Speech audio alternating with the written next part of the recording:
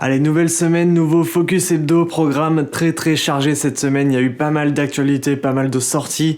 J'ai essayé de répertorier tout ça et de condenser toutes les infos en moins de 10 minutes. Allez, on commence direct avec une actualité dont j'ai parlé la semaine dernière. Ça a eu lieu, je parle de l'éclipse solaire totale en Amérique du Nord. On a eu le droit à des photos très stylées. Mention spéciale au GOAT Peter McKinnon qui nous a sorti cette image qui, je dois te dire, a fait déjà le tour du monde. Alors je te fais défiler quelques autres photos aussi qui ont retenu mon attention. C'est un phénomène qui est quand même assez rare et nous on aura la chance de voir ça en Europe le 12 août 2026, précisément en Espagne. Allez, on enchaîne avec une autre actualité. Une pétition existe pour intégrer des luttes directement dans l'Asset S3. C'est pas une blague, ça pourrait même faire plaisir à pas mal de monde. C'est dans un article de Petapixel. La pétition se trouve sur le site change.org et a déjà recueilli 770 signatures à l'heure où je tourne cette vidéo. Alors plus concrètement, l'auteur de la pétition dénonce un manque d'innovation et aussi le manque d'écoute de la part de Sony envers les utilisateurs, notamment suite à la récente mise à jour jugée trop insuffisante. Quoi qu'il en soit, je te laisse le lien de la pétition dans la description si jamais ça t'intéresse. Alors pourquoi tes photos ne sont plus vues sur Insta? Je parle aussi pour moi, hein. Selon un récent post sur Threads du CEO Adam Mosseri, le problème ne viendrait pas de l'algorithme mais des utilisateurs. Il pointe le fait que les utilisateurs ne se connectent pas assez longtemps ou pas au même moment où la photo est postée, ce qui la rend peut-être moins visible.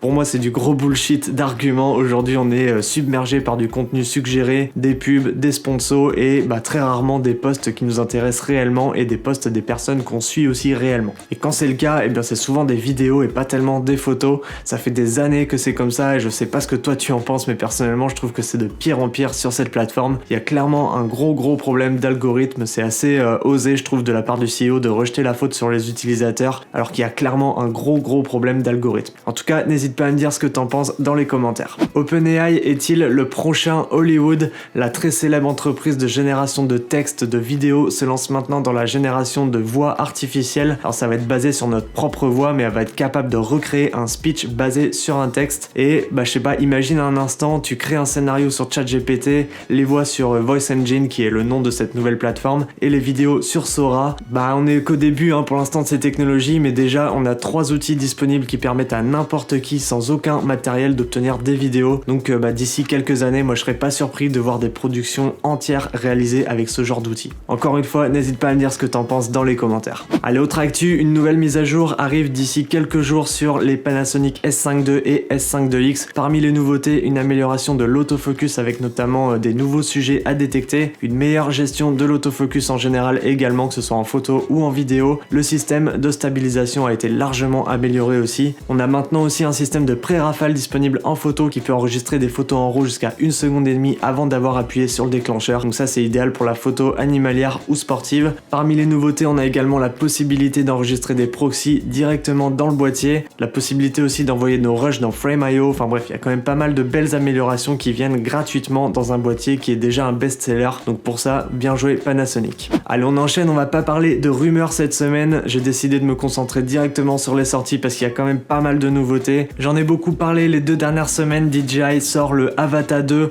Le design du drone est confirmé, il est beaucoup plus plat, les hélices sont placées différemment aussi comparé à la version précédente.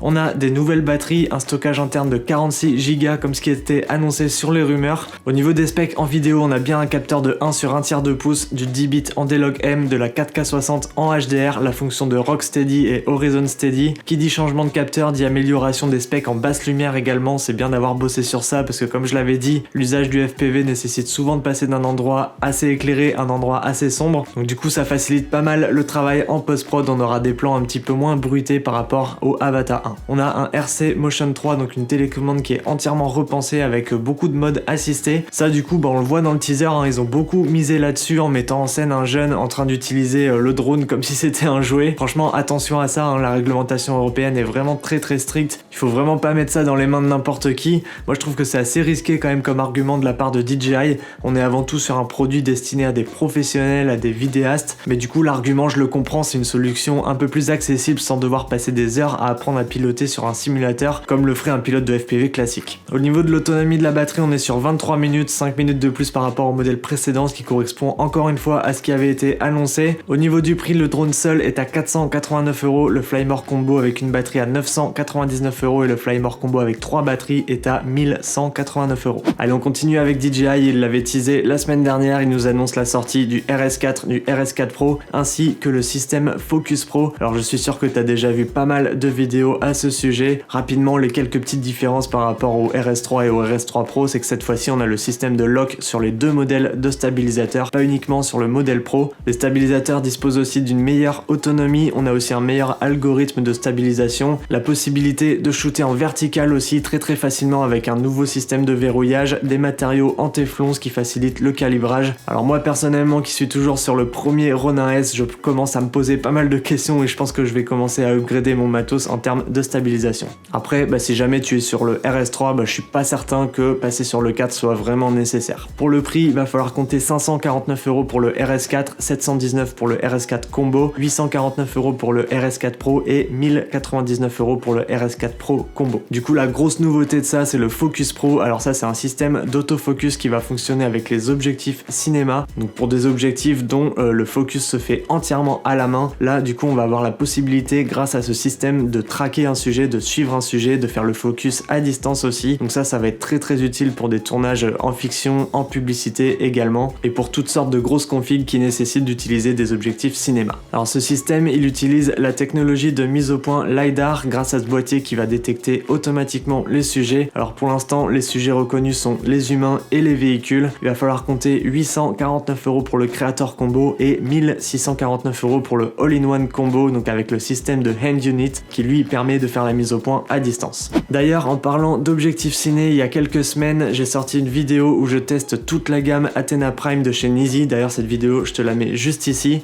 Dans cette vidéo, j'évoquais le manque d'une focale 135 mm. Ce problème est désormais résolu puisque la marque a récemment sorti un 135 mm T 2.2 ainsi qu'un 18 mm T 2.2 et un 40 mm T 1.9. Alors pour le 18 et le 40 mm, on reste sur le même form factor que le reste des focales, mais le 135 mm est un petit peu plus grand que le reste de la gamme. Tout ça, ce sera dispo en juillet. J'ai hâte de pouvoir tester tout ça. Allez, on va chez Godox maintenant. La marque sort le V1 Pro, donc le successeur du Flash V1 que j'ai également pu te tester sur la chaîne. Parmi les nouveautés, on a la possibilité d'utiliser un flash auxiliaire détachable. Alors de base, il est intégré au flash, mais on peut le détacher si besoin. Aussi, on peut ne pas l'utiliser. On a un mode de synchronisation haute vitesse jusqu'à 1/8 millième de seconde, la possibilité de charger directement le flash en USB-C. Ça, c'est cool, ça évite d'enlever la batterie à chaque fois. Après, pour tout le reste, il fonctionne exactement comme le V1. Il y a exactement les mêmes fonctions. Donc je sais pas si l'upgrade vaut le coup. En tout cas, me concernant, je possède déjà le V1, donc j'ai pas besoin d'upgrader sur cette nouvelle version. Il y a toutes les fonctions nécessaires à mes besoins sur celui que j'ai, donc je vais rester sur ce modèle. Et pour ce qui est du prix, on le retrouve à 339 €. Allez, on va partir dans le son un petit peu maintenant puisque la marque Shure vient de sortir le MV7 Plus,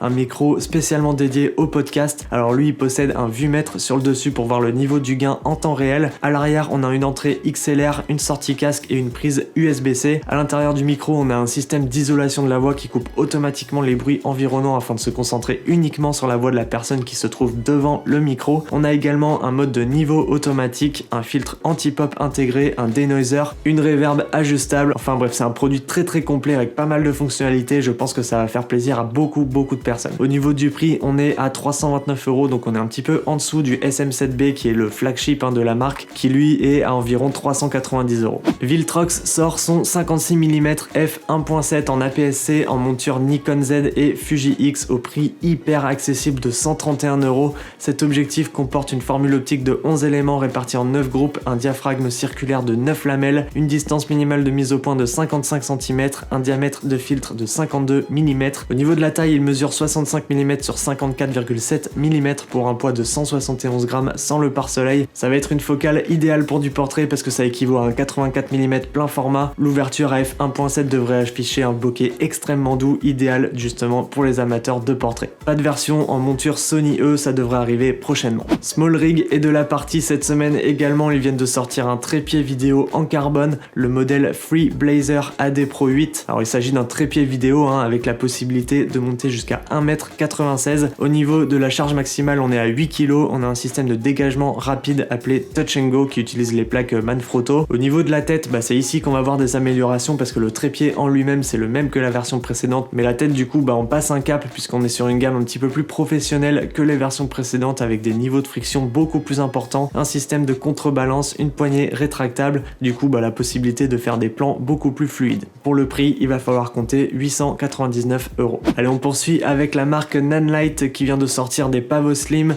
Alors il y a le 60 CL ainsi que le 240B et 240C, donc B pour bicolore et C pour full color. Alors j'ai pas eu la chance de tester des modèles de pavots slim, mais on est sur des panneaux très fins, très légers, très faciles et rapides à installer aussi, donc idéal pour des environnements assez étroits, pour du packshot notamment, mais aussi pour de la lumière de studio, d'ambiance, de remplissage, mais également pour du facecam. Enfin bref, il y a vraiment pas mal de possibilités avec ce genre d'éclairage, ça prend beaucoup moins de place qu'un gros projecteur avec une softbox. Alors j'ai pas plus d'informations concernant le prix, je te tiendrai au courant quand ce sera disponible. Allez, c'est tout pour ce Focus Hebdo assez chargé cette semaine. Si jamais t'as loupé l'épisode de la semaine dernière, il s'affiche juste ici. N'oublie pas le code créateur Nicolas sur Miss Numérique et moi je te retrouve très bientôt dans une nouvelle vidéo. Salut!